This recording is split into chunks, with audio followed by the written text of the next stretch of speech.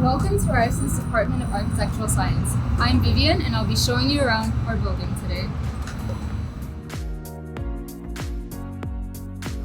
We are currently located in one of two atriums divided by the stairs. From here you can see every floor in the building and the various activities taking place. Directly across we have the gallery. To the left we have the master studio. And to the right we have the pit.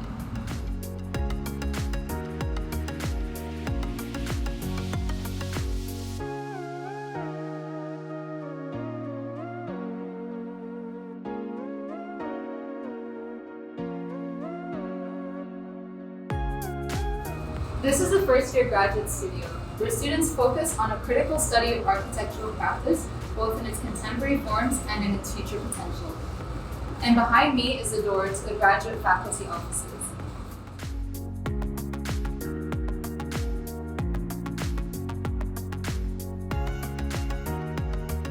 And this is the second-year graduate studio, where master's students independently explore their thesis work.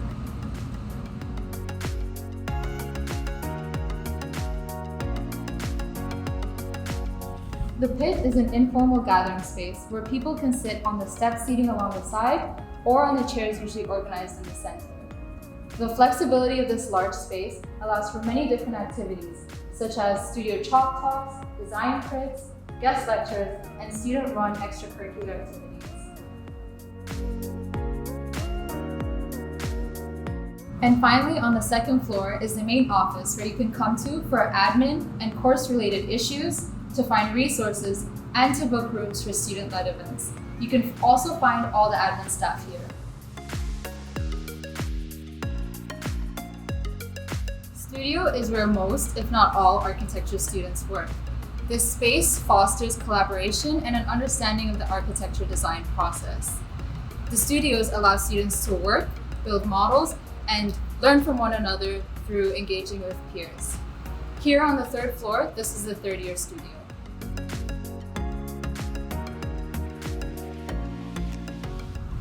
And here we have the plotter, where you can print your boards as well as trim them if needed. And this is a continuation of the studio, but this is where fourth years sit.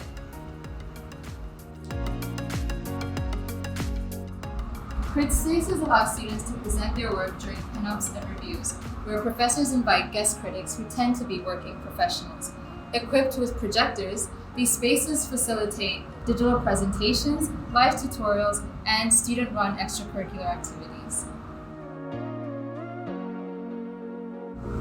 The CAD Lab provides students with workstations with all the necessary software to produce their work. These computers are accessible to everybody in the program. As long as you've saved your work, simply log into any computer and continue working.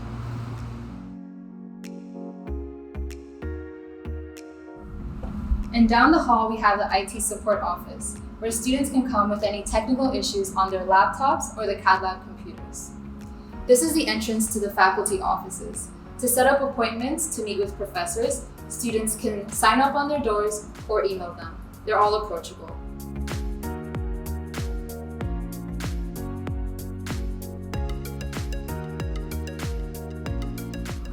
And now on to the fourth floor.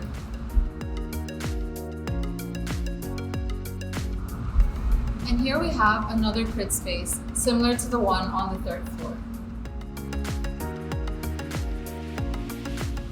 And here we have another plotting station on the fourth floor near the first-year studios.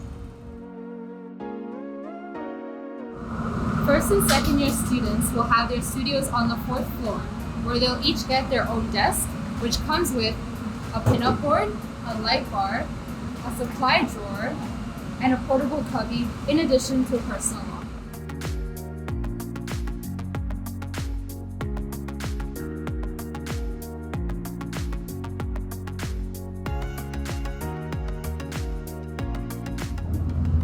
From here we can look into the lower atrium, which leads down to the first floor, where the secondary entrance to the building is.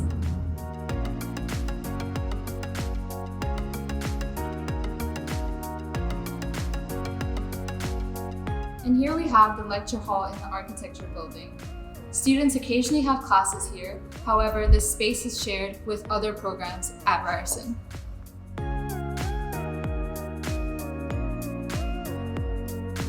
And here we have the Building Science Studio, where fourth year building science students, graduate building science, and PhD building science students work.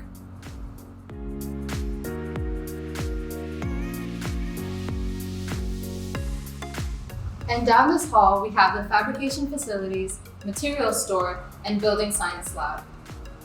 And that wraps up our tour of the Architectural Science Building at Ryerson. We look forward to seeing what you create here. Thank you for watching.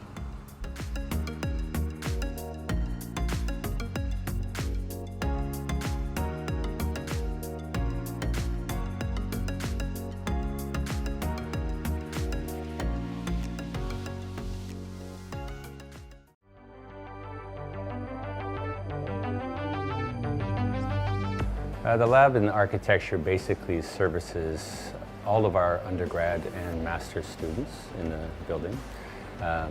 Most of our equipment is free and to use whenever you're ready to use it.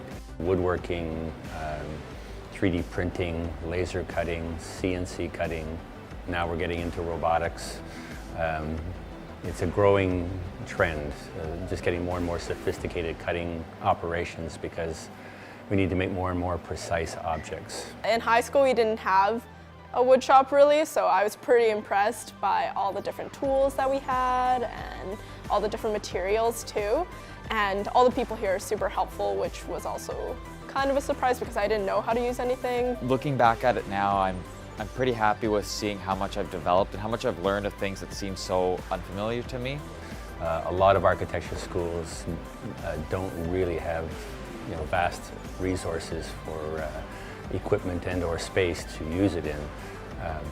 And we've been expanding for the last 10 years continually, right? And getting bigger and bigger all the time with more and more sophisticated equipment. Also, our material provisions for this school are sort of unprecedented. Being able to make your models and holding them and having all these different materials like metal and wood and acrylic has been really great. It's virtually a one-on-one operation. Almost always it's individual students coming and they'll have a model to make or a fixture or something and we talk to them, we see what they're doing, how are we going to do this, what are we going to make it out of. We just talk about what's the process going to be and then we start. I've received a lot of mentorship while in the workshop and they've kind of guided a bunch of projects and how to approach them, what machines to use, or things I can improve on next time.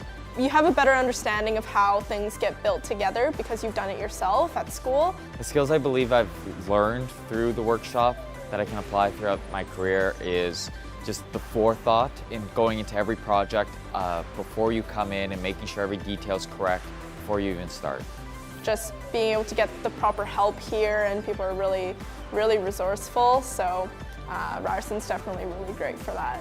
There's sort of an innate thing with people about building. You can design all you want digitally, you can fabricate on screen, you can go 3D, fly around models, but it's still a flat screen. It's still a two-dimensional object you're really looking at, right? Until you start putting materials together, you're not really going to understand the complexity of that object. And the simple act of making a model does a huge, amount to helping people understand that process, I think. So, and the labs, it's a good place to do that, actually.